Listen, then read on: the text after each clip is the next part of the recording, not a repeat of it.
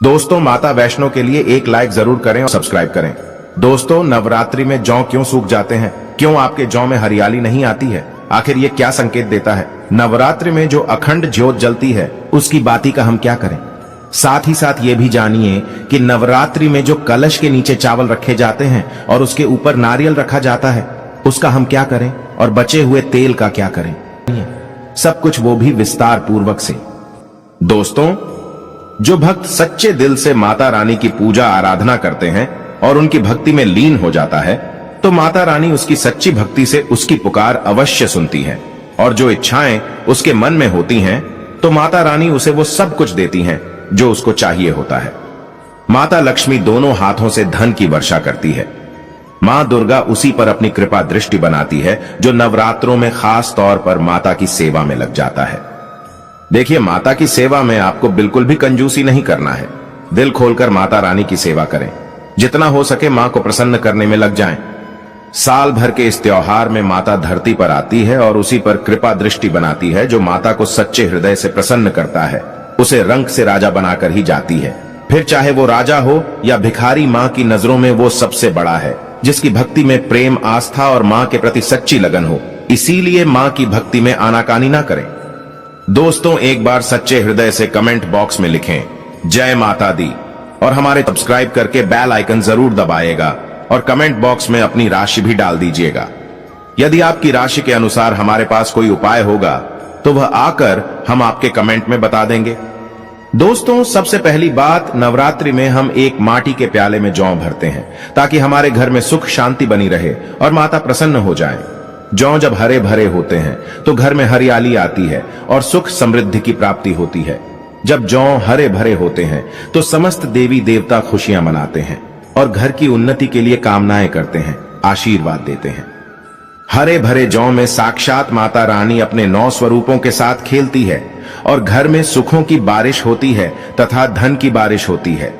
और जिस घर में जौ के अंदर से हरियाली नहीं आती है तो उस घर में पहले ही पता चल जाता है कि अब आपके घर में गरीबी आने वाली है तथा परेशानियां आने वाली है, क्योंकि आपने पूजा पाठ में कोई ऐसी गलती कर दी होगी जिसके कारण जौ में हरियाली नहीं आ पाई।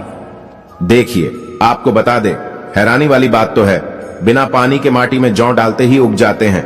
वो भी बिना देखभाल करें हरियाली उसमें निकल आती है। लेकिन जब हम कलश स्थापना करते हैं और जौ बोते हैं तो यह बहुत ही सोचने समझने वाली बात है कि आपकी देख रेख में, और जबकि आपने पानी बराबर डाला, परिवार ने अच्छे से देखा, फिर भी ऐसा होने के बाद जब उसमें जौ ना निकले तथा हरियाली ना उगे तो समझ लें साक्षात माता रानी आपसे नाराज हैं, क्रोधित हो चुकी है। माता रानी अपनी संतान को सदैव माफ कर देती है। आप सच्चे हृदय से माता रानी से माफी मांग ले। माता करुणामयी है और अपने भक्तों को, अपने बेटों को, अपने लाल को वह सदैव माफ करती हैं। जौ में कम हरियाली आना मतलब घर में धीरे धीरे खुशियों का वास होगा और ज्यादा हरियाली आने पर धन की वर्षा होगी। तेजी से व्यापार दिन दुगनी रात चौगुनी बढ़ेगा। कई लोग जौ में डेली पानी डालते हैं, जो कि इसमें पानी नहीं डाला जाता बल्कि पानी का छींटा मारा जाता है। इसीलिए जौ सड़ जाते हैं, खराब हो जाते हैं। ऐसा ना करें और इसी कारण हरियाली नहीं आती है। ज्यादा पानी डालने से ये खराब हो जाते हैं। दोस्तों, जौ जब आपके घर में हरे भरे हो जाए तब इसमें चांदी का सिक्का या 1 रुपया का सिक्का जरूर डालें। सिक्का डालने से माता रानी प्रसन्न होती हैं और आपके घर में धन का आगमन होना शुरू हो जाता है। दोस्तों, नवरात्रि समाप्त होने के बाद हरे भरे जौ का क्या करें? आइए जानते हैं स्माइल फैमिलीज चैनल के माध्यम से। पहली बात तो यह कि इसमें जो आपने 1 रुपया का सिक्का डाला है उसे आप अपने धन रखने के स्थान पर रख लें। इससे धन में बढ़ोतरी होती है। दोस्तों, और अंत में नवरात्रि समाप्त होने के बाद इन जौ में से थोड़े पत्ते माता रानी के प्रसाद के स्वरूप में पूरे परिवार को खिलाएं। इसके पत्ते खाना बहुत ही शुभ और मंगलकारी माना जाता है। इसे जो भी खाता है वो जल्दी बीमार नहीं पड़ता। और बाकी आप इन जौ को गंगा में विसर्जित कर दें या नदी की धारा में छोड़ दें। इससे आपका व्रत संपूर्ण और सफल हो जाएगा। दोस्तों, कई लोग अपने घर में अखंड ज्योत जलाते हैं और जो बाती होती है तथा तेल बाती, उसे कई लोग इधर उधर फेंक देते हैं या अपने घर में संभाल कर रख लेते हैं या फिर पानी में डाल देते हैं, जो कि इससे आपको कोई फायदा नहीं होता। जो अखंड ज्योति होती है उसे आप मामूली ना समझे। ये बुझने के बाद भी जागृत अवस्था में होती है। इसमें साक्षात माता दुर्गा का वास होता है। यह चैतन्य अवस्था में होती है, जागृत होती है। दोस्तों, नवरात्रि समाप्त होने के बाद इसके बचे हुए तेल को आप बच्चों की मालिश करने के लिए रखें और आप भी इससे मालिश करें। इससे आपकी सभी बीमारी दूर हो जाएगी और आपके ऊपर सकारात्मकता का संचार होगा। और साथ ही साथ जो अखंड ज्योति की बाती होती है उसे आप अपने बाजू में बांध लें। ऐसा करने से आपको धनी होने से कोई नहीं रोक सकता। बच्चे बड़े सभी बांध सकते हैं। इसको बड़ा करने के लिए इसमें आप कलावा बांध सकते हैं।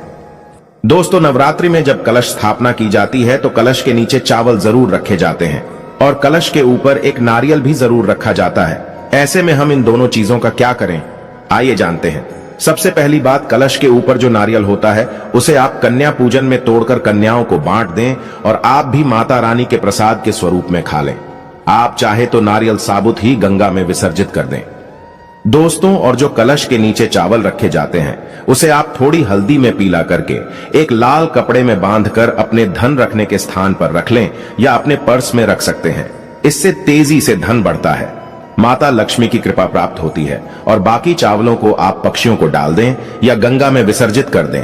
और जो कलश और जौ होते हैं उसे आप गंगा में विसर्जित कर दें। ऐसा करने से नवरात्रि का संपूर्ण फल प्राप्त होता है और व्रत रखने का फल शीघ्र ही मिलता है।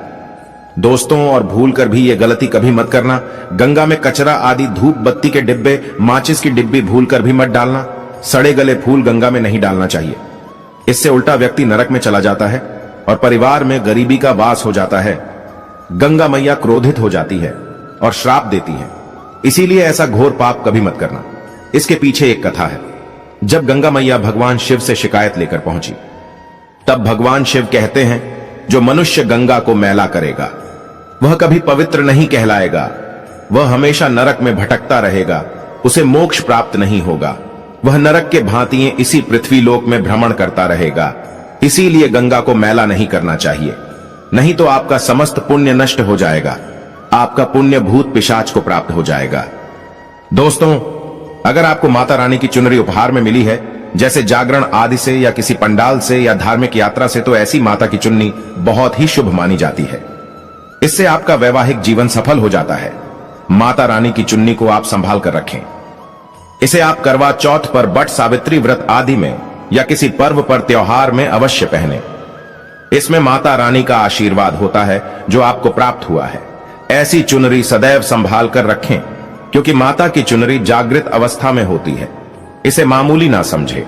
नवरात्रों में चाहे कुछ भी कर लेना, लेकिन यह कार्य जरूर करना। बिन पूजा पाठ के ही सारा फल मिल जाता है। आप चाहे कुछ करें या ना करें, लेकिन नवरात्रों में यह एक काम जरूर कर लेना। मैं माता रानी की सौगंध खाता हूं, माता लक्ष्मी खुद आपके घर में चलकर आएंगे। आगे आपकी मर्जी। दोस्तों, नवरात्रि में बिना व्रत बिना पाठ के आपको संपूर्ण नवरात्रि का फल मिल जाएगा। यह वीडियो ध्यान से देखना। अगर आपने व्रत नहीं रखा है, कोई बात नहीं, आपको परेशान नहीं होना है, क्योंकि कभी कभी हम काम के चलते या फिर ऑफिस वर्क होता है या कभी कभी कुछ ऐसे हम कामों में फंस जाते हैं जिसके कारण हम माता रानी के नवरात्रों में उनको टाइम नहीं दे पाते। तो आपको परेशान नहीं होना है। अगर आपने व्रत नहीं रखा है, कोई बात नहीं, पूजा नहीं कर रहे हैं नवरात्रि में, कोई बात नहीं। दोस्तों, बस ये एक काम आपको कर लेना है। नवरात्रि में जितने भी लोग पूजा पाठ करते हैं उससे भी आपको अधिक बढ़कर के फल प्राप्त होगा। तो ये वीडियो ध्यान से देखना। आज की जो मैं वीडियो बताऊंगा बहुत ही सुंदर है, ज्ञानवर्धक जानकारी है। इस प्रकार की जानकारी आप लाखों रुपए खर्च करेंगे, फिर भी कोई नहीं बताने वाला। हमारे चैनल का मकसद है जनहित एवं जन कल्याण करना, इसलिए आप लोगों को इस प्रकार की अच्छी अच्छी जानकारी सिखाते हैं।